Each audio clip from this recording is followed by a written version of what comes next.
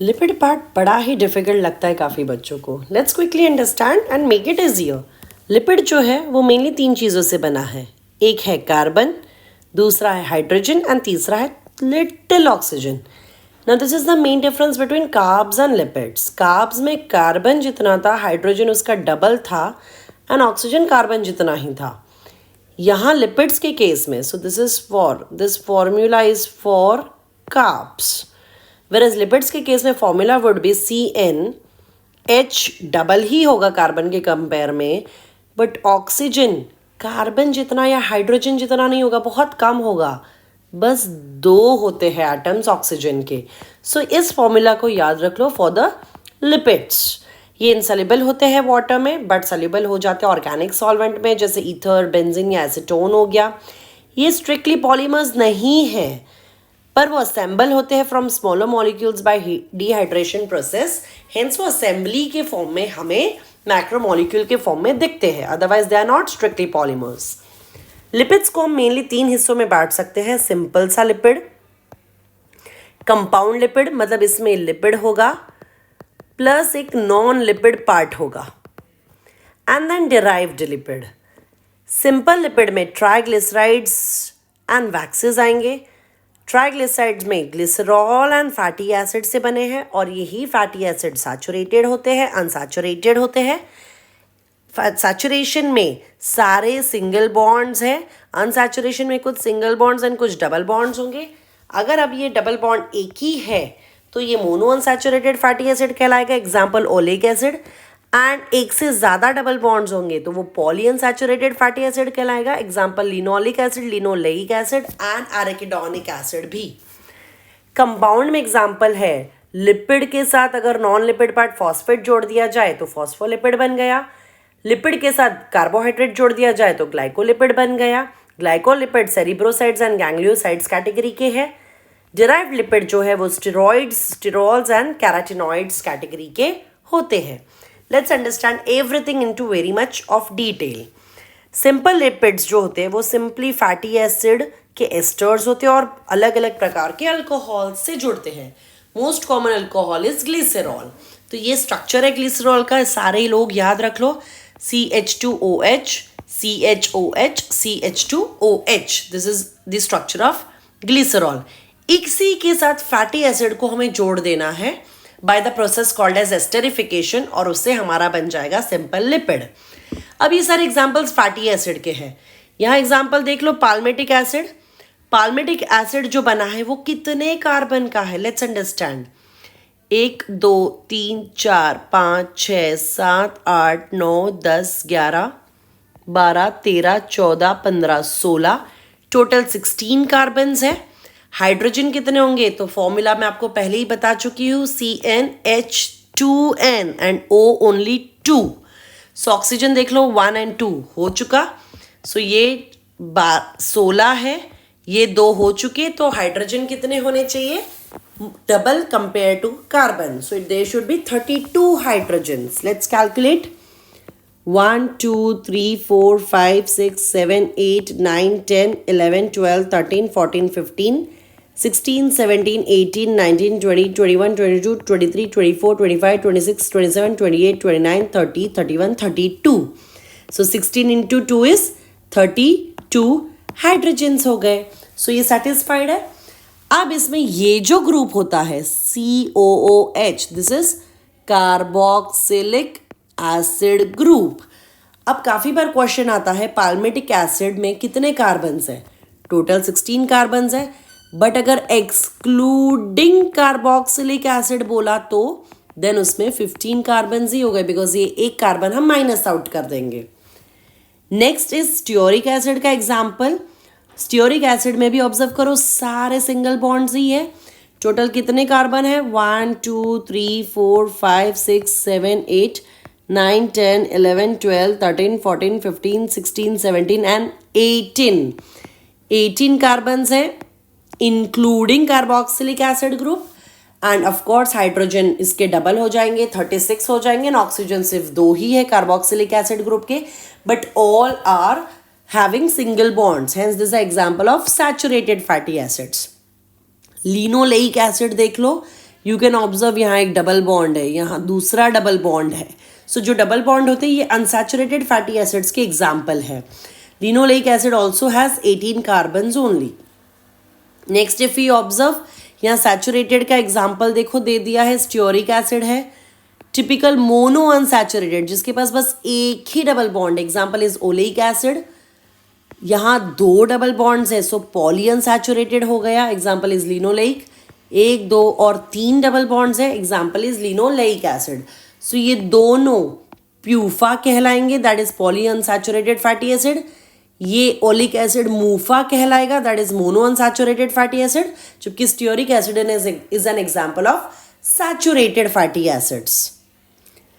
अब fatty acids जो है वही ग्लिसरॉल के साथ एस्टरिफिकेशन करके, सो ये ग्लिसरॉल का structure we have already seen. ये 3 प्रकार के फैटी एसिड्स लिए गए, R1, R2 and R3 represent that long chain. And यहाँ OH और H ये ऐसे 3 वाटर मॉलिक्यूल्स रिलीज होने के कारण यहाँ ट्राइग्लिसराइड तैयार हो जाएगा एंड 3 वाटर मॉलिक्यूल्स रिलीज हो रहे हैं. यही ट्राइग्लिसराइड्स जो है वो फैट्स के फॉर्म में या ऑयल के फॉर्म में होते हैं. फैट का जो फॉर्म है उसका हाई मेल्टिंग पॉइंट है, सो ये सॉलिड ही रहता है रूम टेम्परेचर पे. जबकि ऑयल्स जो होते हैं उनका लो मेल्टिंग पॉइंट है, so they remain liquid at room temperature. Fat के एग्जांपल्स बटर, घी, वाइट ऑयल्स हैं. जबकि ऑयल के examples vegetable oil, gingelly oil, sunflower oil, ये सारे एग्जांपल्स हो गए. एसेंशियल फैटी एसिड्स सारे पूफा जो है, all PUFA, that is poly unsaturated fatty acids are essential.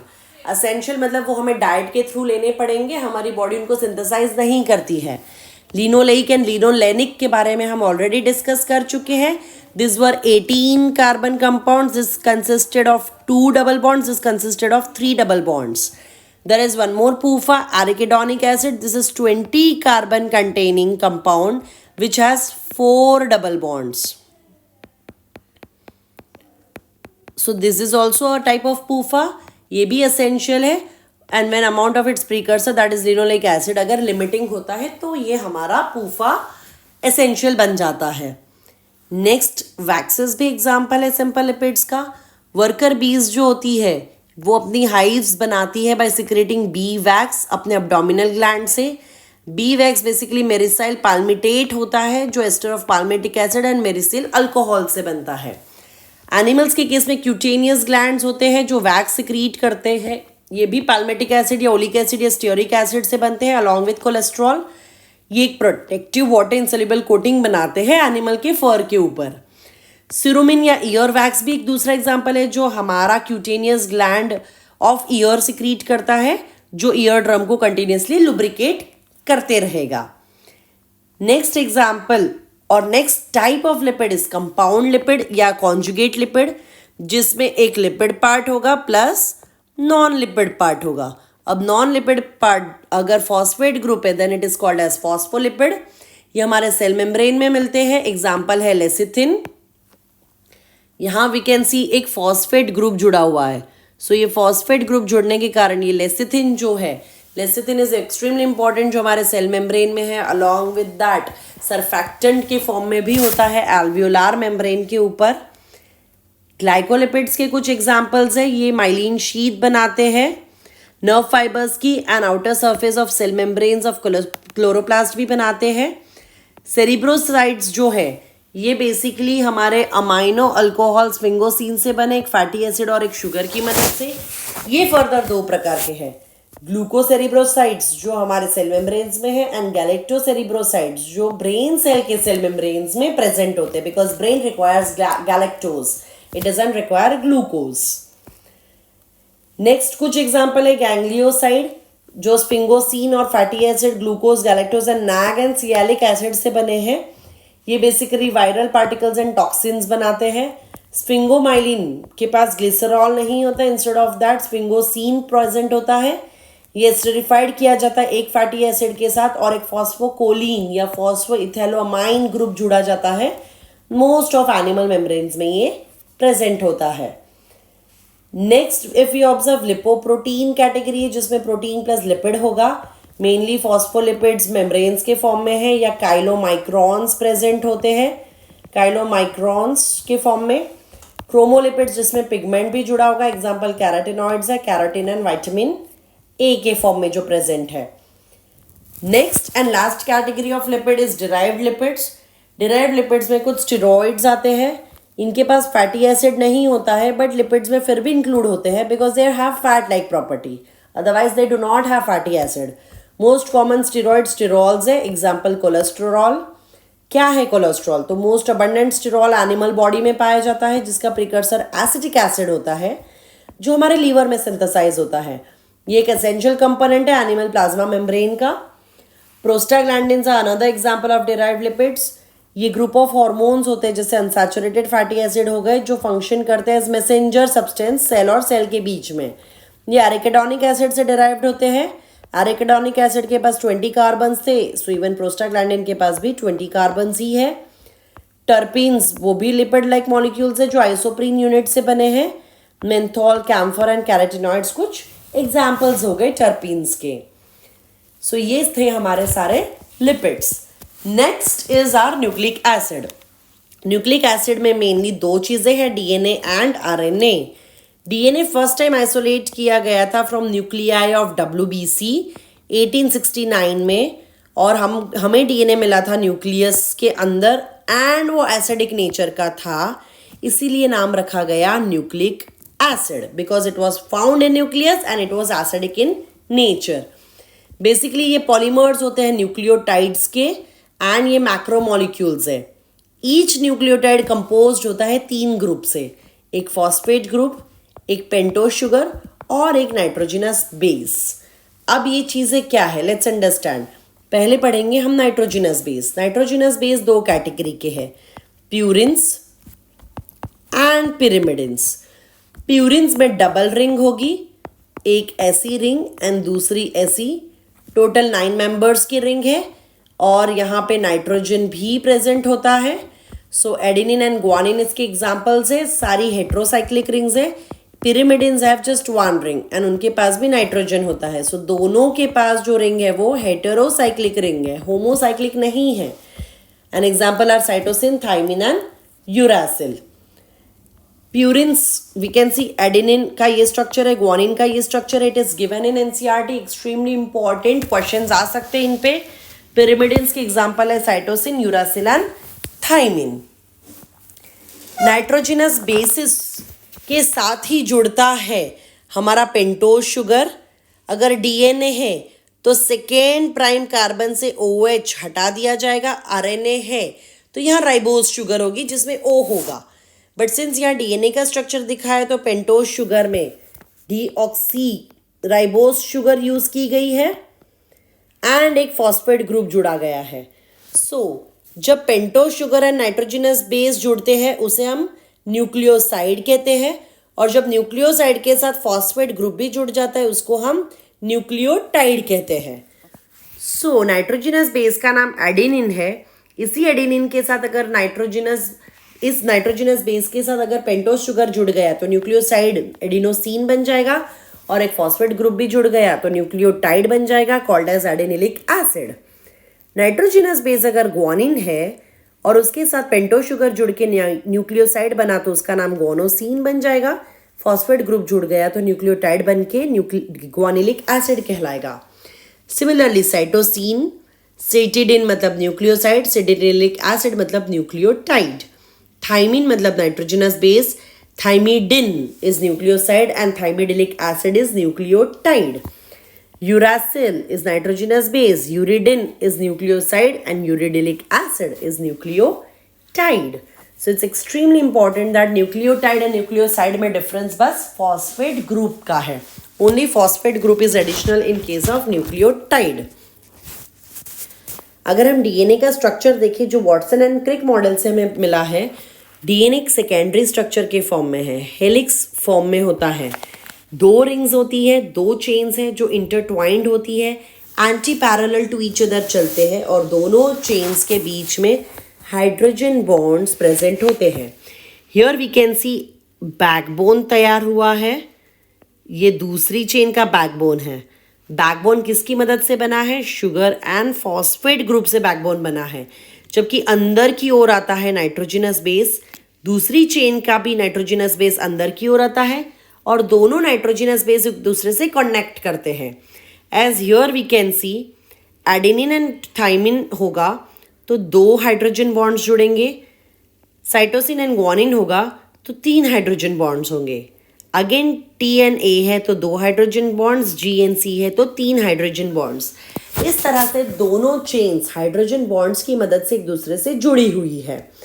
Whereas यहाँ स्ट्रक्चर में अगर हम देखें, here we can clearly see यहाँ 1, 2 और 3 हाइड्रोजन बॉन्ड्स है, जबकि यहाँ बस 1 एंड 2 हाइड्रोजन बॉन्ड्स है।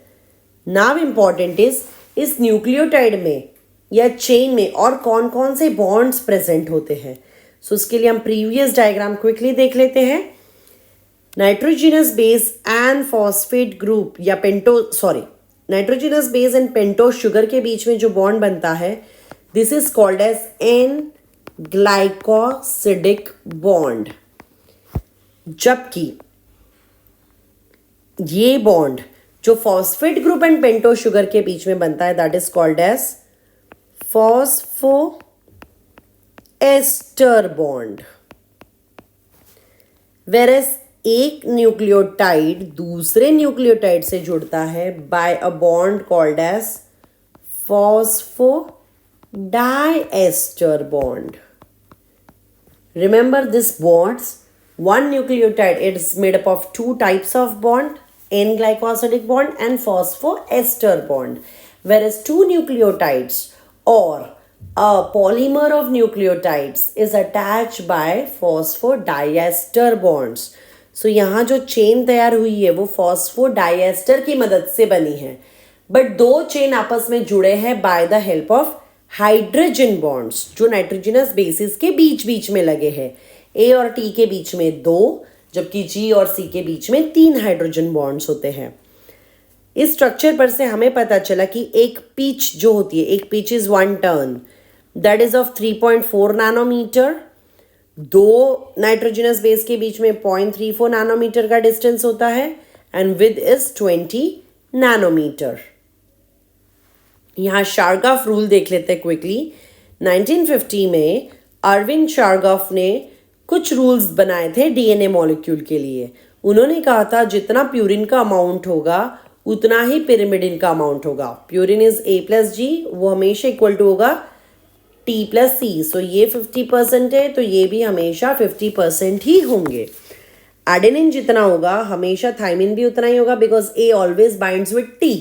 तो अगर A है तो सामने की चेन में T ही चाहिए वहां पे।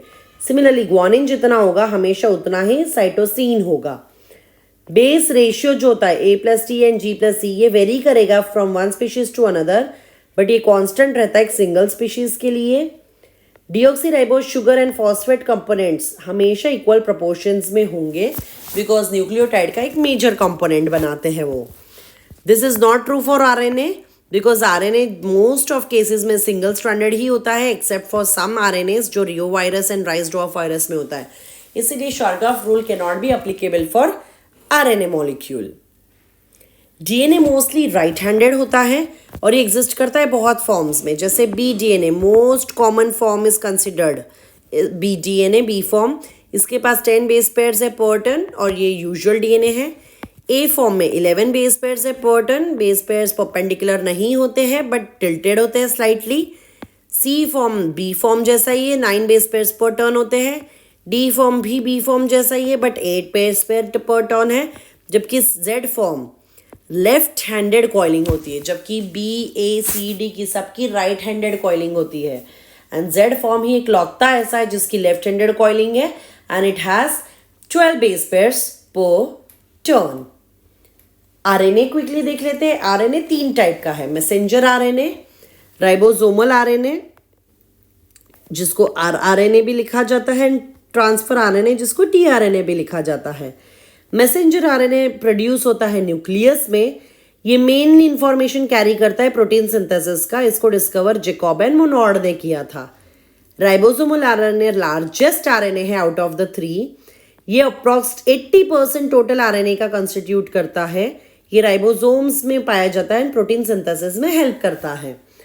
ट्रांसफर आरएनए स्मॉलेस्ट आरएनए है और इसका कंस्टिट्यूएंट हार्डली 10 to 15% है टोटल सेल्यूलर आरएनए में से. फंक्शन है इसका अमाइनो एसिड को कलेक्ट करना एंड फिर प्रोटीन सिंथेसिस में मदद करना. ये टोटल 20 टाइप्स के आरएनए होंगे because each tRNA will carry one type of amino acid, and since there are 20 types of amino acids, so tRNA भी automatically 20 types का बन जाता है.